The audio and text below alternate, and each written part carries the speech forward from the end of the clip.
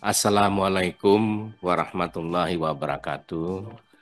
Selamat siang dan salam sejahtera untuk kita semua. Yang kami hormati pimpinan Komisi 6 DPR RI beserta yang terhormat seluruh anggota Komisi 6 DPR RI. Pertama-tama kami menyampaikan ucapan terima kasih dan penghargaan setingginya kepada Bapak Ibu yang terhormat yang telah memberikan kesempatan kepada kami, Perkumpulan Pensiunan Jiwasraya, untuk melakukan audiensi pada hari ini sebagai lanjutan dari sebelumnya, di mana kami pernah mengadakan juga audiensi dengan Komisi 6 PRI pada bulan Agustus tahun 2024. Kami ingin menyampaikan permasalahan apa yang sedang kami hadapi.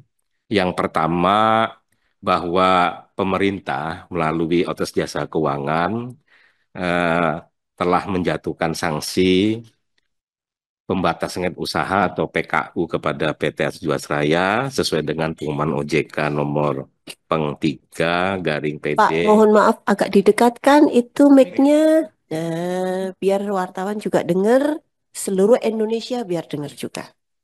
Sesuai dengan pengumuman OJK nomor Peng 3 garis miring PD titik 12 garis miring 2004 tentang pembatasan kegiatan usaha perusahaan Jiwasraya Persero dengan nomor sanksi S garis datar 96 garing PD titik 1 2024 tanggal 9 September tahun 2024, di mana perusahaan tetap wajib melaksanakan kewajiban-kewajiban yang jatuh tempo sesuai dengan ketentuan perundang-undangan. Termasuk dalam hal ini adalah kewajiban kepada dana pensiun pemberi kerja Jiwasraya yang harusnya bisa dipenuhi oleh pemberi kerja PT Asuransi Jiwasraya. Yang kedua, setelah dikenakan sanksi PKU oleh OJK, maka tahap akhir penyelesaian Jiwasraya oleh pemerintah melalui OJK adalah akan melakukan pembubaran perusahaan atau likuidasi atau dicabut izin usahanya. Terus yang ketiga, dengan dibubarkannya Jiwasraya, nantinya sebagai pemberi kerja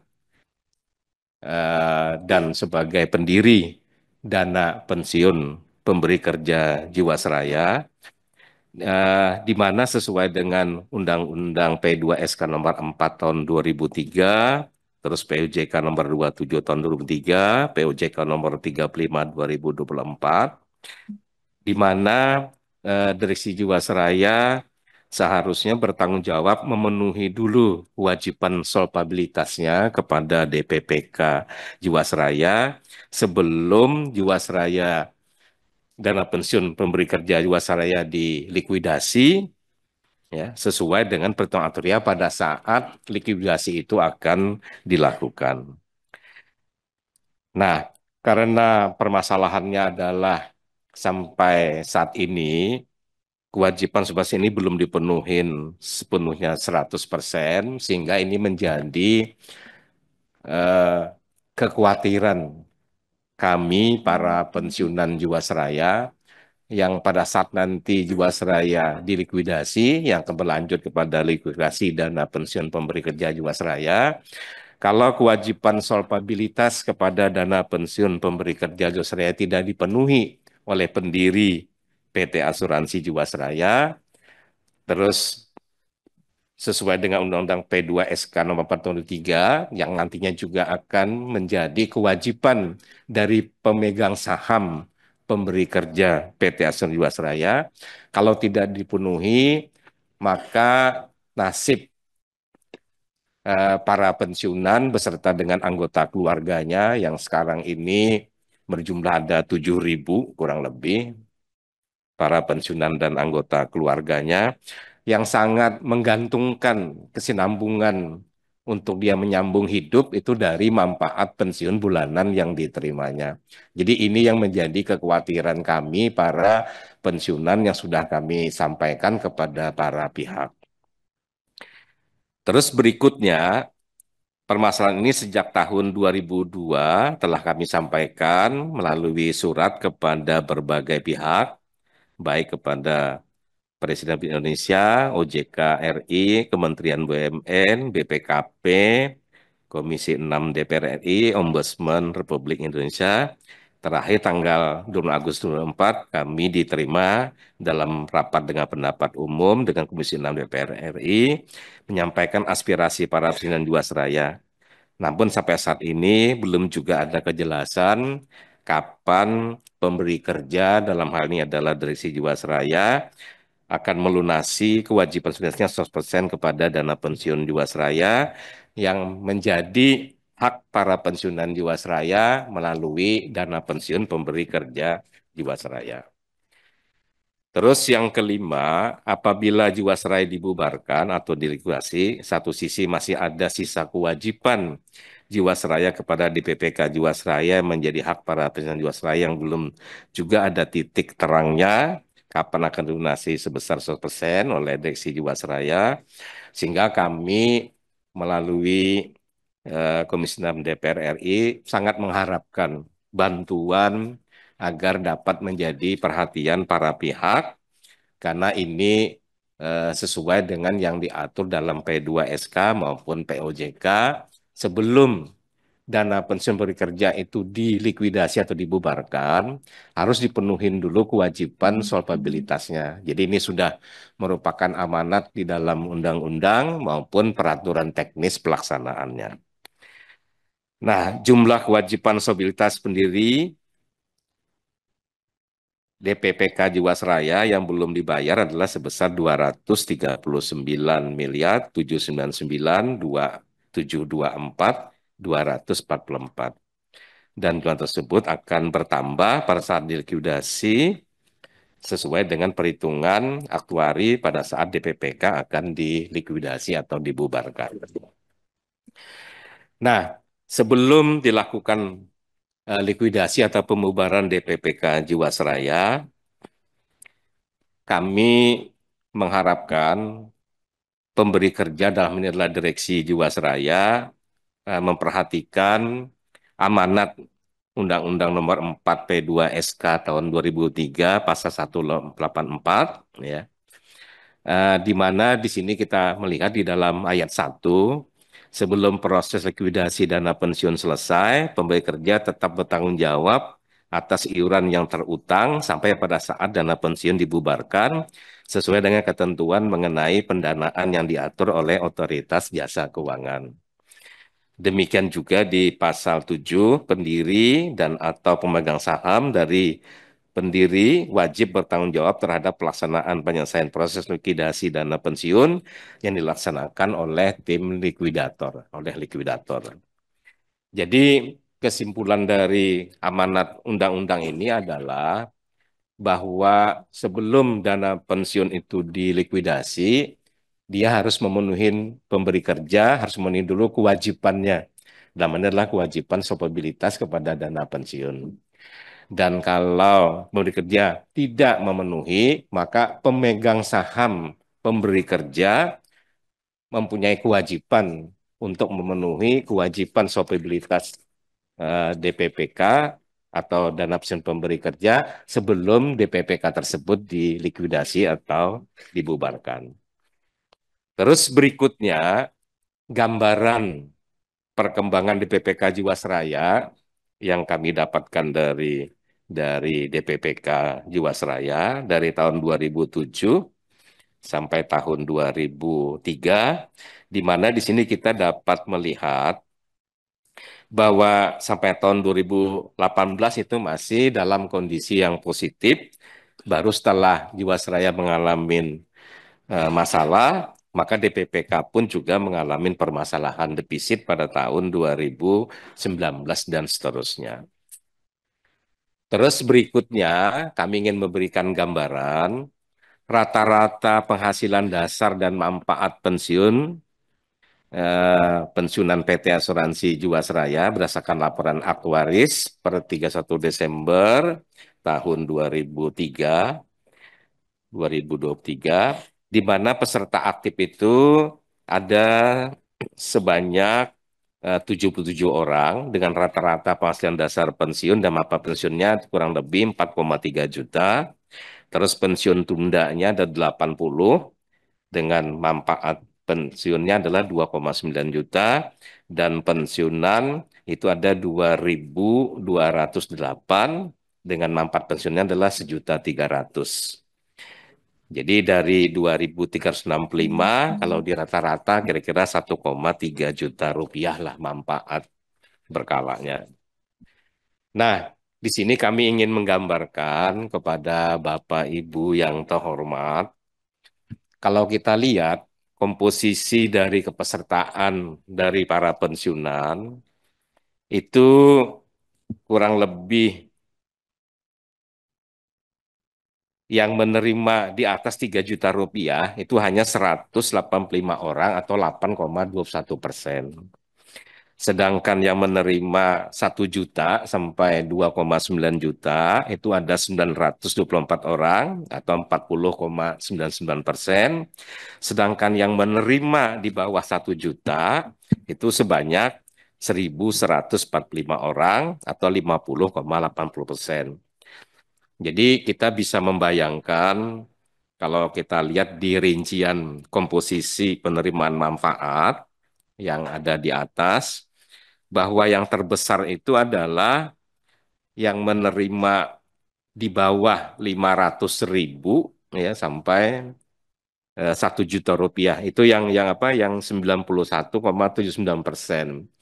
Jadi bisa dibayangkan kalau misalnya rata-rata UMR seperti pada data tersebut, jadi kami ini sebenarnya termasuk orang yang berada pada posisi yang di bawah UMR. Jadi kami sangat mengharapkan bantuan dari Bapak Ibu yang terhormat eh, untuk kesinambungan hidup dari para pensiunan Jiwasraya ini. Kami sangat mengharapkan sekali bantuan dari Bapak Ibu kepada para pihak yang berkepentingan untuk menyelesaikan permasalahan solvabilitas.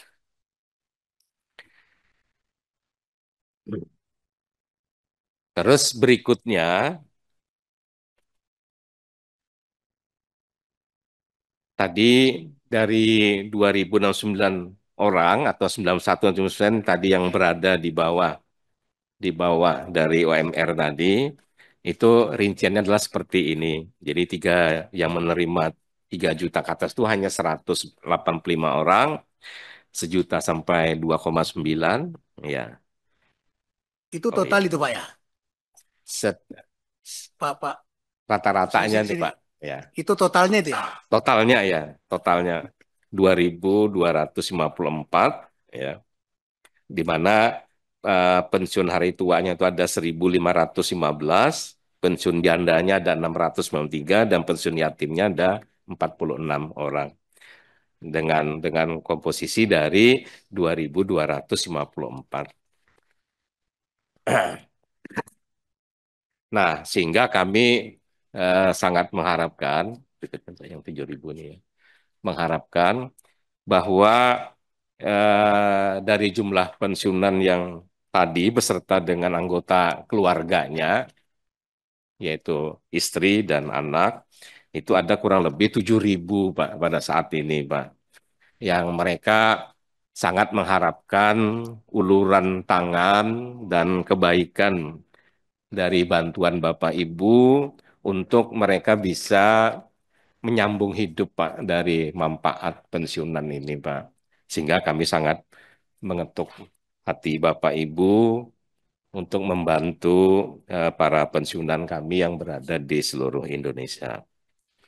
Ya.